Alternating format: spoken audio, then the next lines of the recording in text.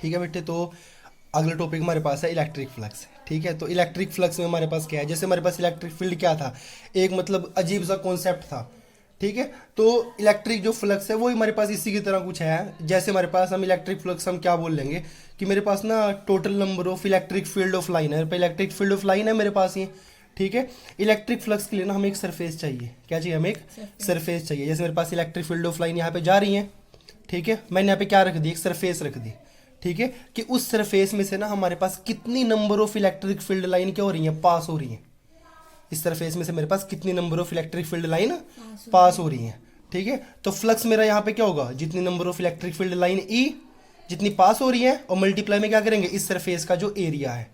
ठीक है, हम क्या करेंगे, दोनों को आपस में मल्टीप्लाई कर देंगे। ठीक है, तो मेरे पास क्या निकल जाएगा, इस सरफेस के लिए फ्लक्स निकल, ठीक है, इलेक्ट्रिक फ्लक्स निकल जाएगा। बाकी जो फ्लक्स है ना वो अकेली टर्म नहीं है कि हम अकेला फ्लक्स निकाल सकते हैं। अगर हमें फ्लक्स निकालना है तो हमें क्या करना पड़ेगा, हमें कोई ना कोई सरफेस लेनी पड़ेगी।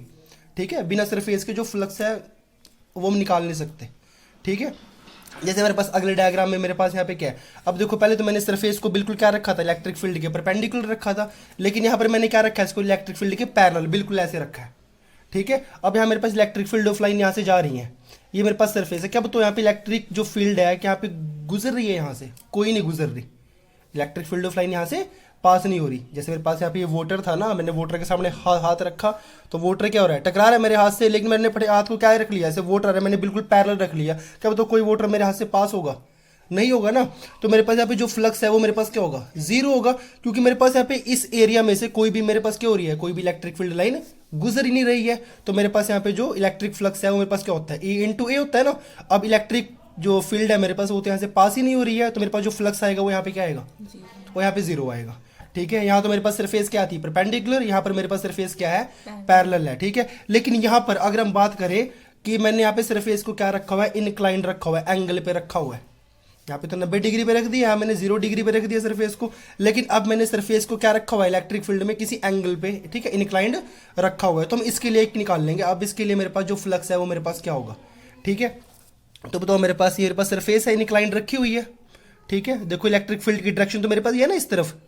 ठीक है, और मेरे पास जो ये सरफेस है, सरफेस का मेरे पास जो एरिया वेक्टर है वो क्या होगा, एरिया वेक्टर क्या होता है, सरफेस के बिल्कुल परपेंडिकुलर, ऐसे ये पूरा का पूरा एंगल यहाँ पे कितना है, 90 डिग्री का ना एंगल ये, तो एरिया वेक्टर क्या होगा इसका, बिल्कुल परपेंडिकुलर होगा।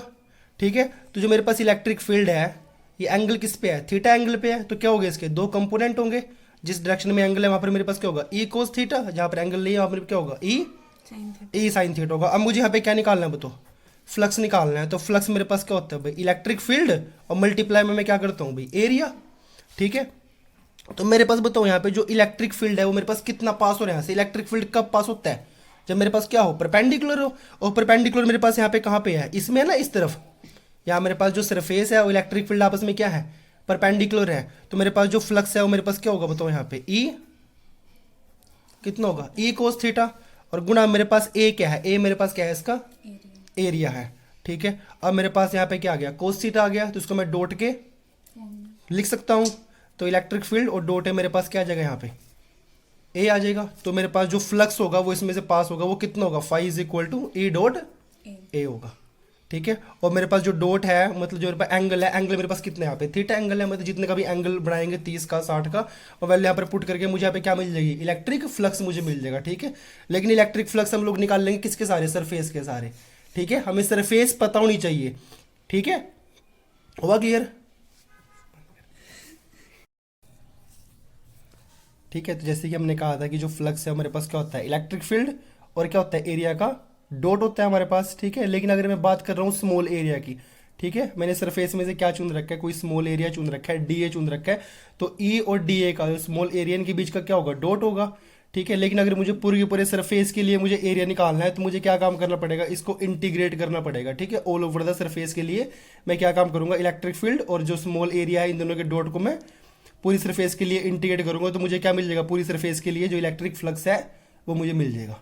ठीक है, तो इस रिजल्ट को हम ऐसे लिख सकते हैं। ठीक है, तो इलेक्ट्रिक फ्लक्स है मेरे पास क्या होगा, ई इंटू में डी ए, इन दोनों का डॉट, और मैंने यहाँ पे क्या कर दिया, इसकी इंटीग्रेशन कर दी है पूरी की पूरे सरफेस के लिए इलेक्ट्रिक फ्लक्स निकालने के लिए।